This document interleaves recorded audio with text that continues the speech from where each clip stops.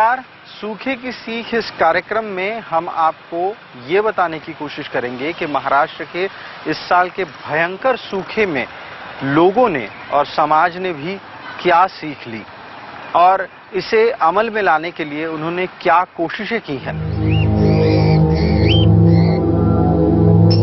महाराष्ट्र में पसरे सूखे पर एक तरफ बहस हो रही थी तो दूसरी तरफ काम।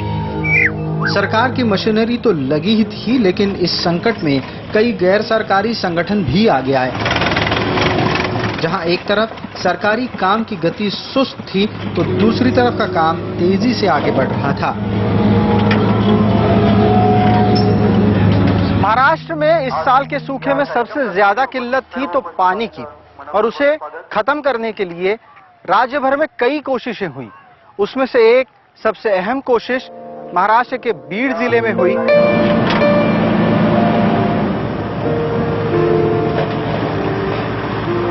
बारिश का पानी कई जगहों से इसलिए निकल जाता है क्योंकि उसे रोकने के लिए तालाबों में जगह नहीं होती। इस बात को भांपकर तालाब हो या कुआं, उनके तलहटी में जमी मिट्टी को हटाने का काम शुरू हुआ। बीड जिले के 100 से ज्यादा तालाबों से मिट्टी उठाने की कोशिश सरकार ने नहीं, एक सामाजिक संगठन ने की।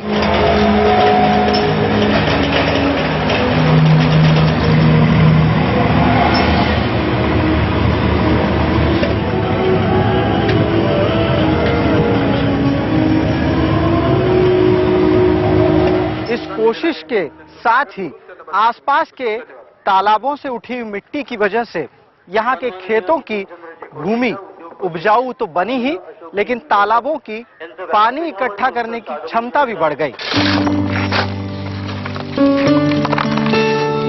तालाब से मिट्टी हटाने का काम करने के लिए एक तरफ जहां मशीनरी काम कर रही थी, वहीं दूसरी तरफ राज्य भर से आए हुए लोग श्रमदान करके भी उसमें अपना योगदान कर रहे थे।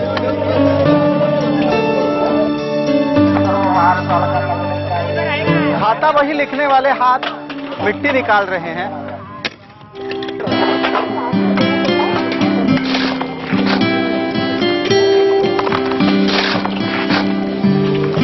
ये मेहनत बताती है कि समाज जिंदा है, अपने समाज के पीड़ित लोगों के प्रति वो जागरूक है और उन तमाम लोगों को ये बताने की कोशिश भी करता है कि वो अकेले नहीं है।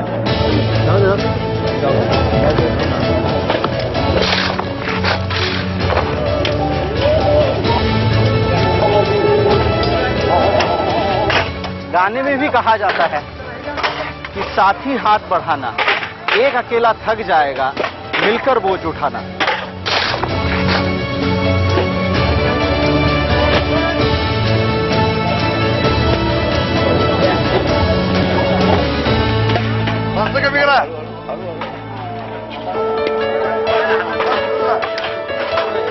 कोशिश मेहनत की है, बात भी मेहनत की है, क्योंकि जब किसी भी मुश्किल काम को आगे बढ़ाना है तब सबका साथ होना चाहिए। गोवर्धन उठाने के लिए सबकी कोशिश लगी, तभी जाकर पर्वत उठ सका है।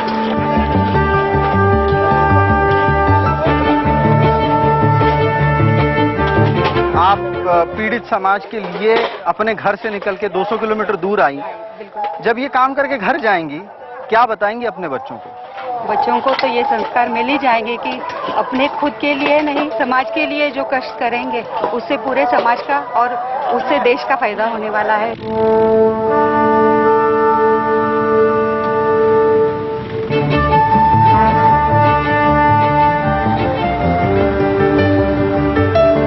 बीड में हर साल 650 मिलीलीटर बारिश होती है और पानी ना संजोए जाने की वजह से 18 टीएमसी पानी बह जाता है।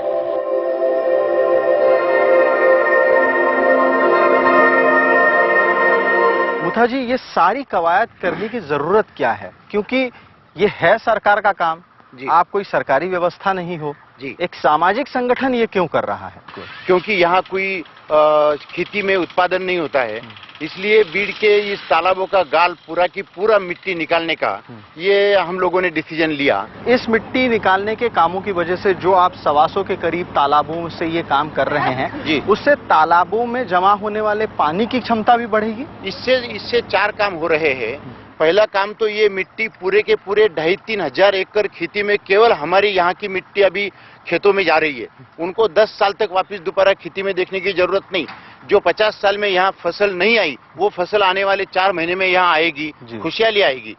हमने 20 लाख क्यूबिक मीटर मिट्टी को निकाला हुआ है, तो 20 लाख क्यूबिक मीटर पानी की क्षमता बढ़ेगी और वो पानी की क्षमता बढ़ने से मिट्टी नहीं होने की वजह से वो पानी नीचे पर्कुलेट होगा और पूरे के पूरे गांव में, विहिर में, सब तरफ वो पानी जाएगा। अच्छा। और वो पानी से अगले 2-3 साल में अगर कभी वर्षा नहीं होती है तो ये पानी इतना रहेगा कि कोई भी टैंकर कोई गांव में लगाने की जरूरत नहीं पड़ेगी।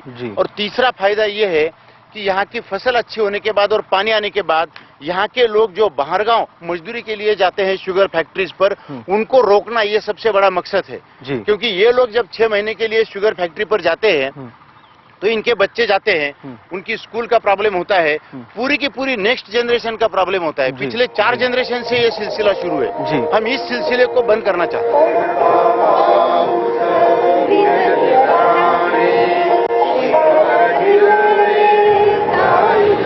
अकेले बीड़ जिले में पिछले साल तालाबों में जमी मिट्टी हटाने का काम करने के लिए सरकार ने करीब 35 करोड़ रुपए खर्च किए, लेकिन सामाजिक संगठनों ने यही काम इससे आधी लागत में कर दिखाया। बाड़ी साहब, ये देखा गया है हमेशा कि जो भी कुछ होता है उसके लिए सरकार के पास से उम्मीद रखी जाती है। जो चीज भारतीय जैन संगठन कर सकता है वो सरकार क्यों नहीं कर सकती? मैं सहमत हूँ आपने जो कहा है, क्योंकि सालों साल हम जो लोगों को साथ लेके या लोगों का पार्टिसिपेशन लेके काम करने की जो उम्मीद रखी थी, हमने हर एक काम में कोई न कोई राजनीति का कोई राजकीय पक्ष का कोई उसमें प्रयास रहा है कि दूसरा पार्टी नहीं कर रहे तो हम करके देंगे।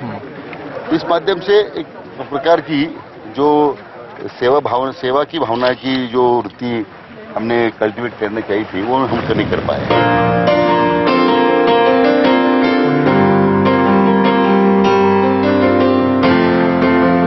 बीजेएस जैसे गैर सरकारी संगठन को इतने बड़े काम को अंजाम देने के लिए एक कंट्रोल रूम की बेहद जरूरत थी और उसे पूरा किया गया है इस जगह पर।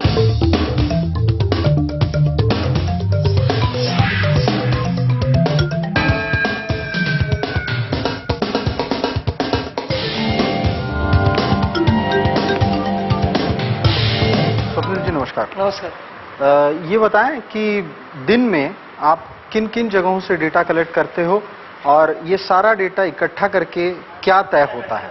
100 जेसीबीज है और 37 पोकलैंड्स।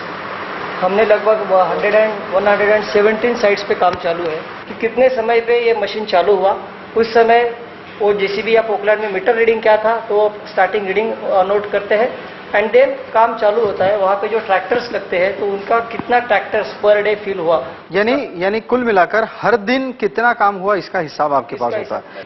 क्या आप ये पूरा सिल्ट डालने के बाद सॉइल टेस्टिंग की बात सोच रहे हैं? सॉइल टेस्टिंग की बात हम सोच रहे हैं क्योंकि pre and post both condition में जो NP के ये जो basic components of the manure है तो ये हम लोग अगर इससे रिप्लेस कर पाए ताकि यहाँ की मिट्टी यही भी हम लोग ऐड करते हैं तो एक अच्छा कॉम्बिनेशन होगा। कंट्रोल रूम का ये चार्ट बताता है कि आखिर कितनी साइट इस समय काम कर रही है, उन पर कितना काम हुआ है और कितना काम बाकी है।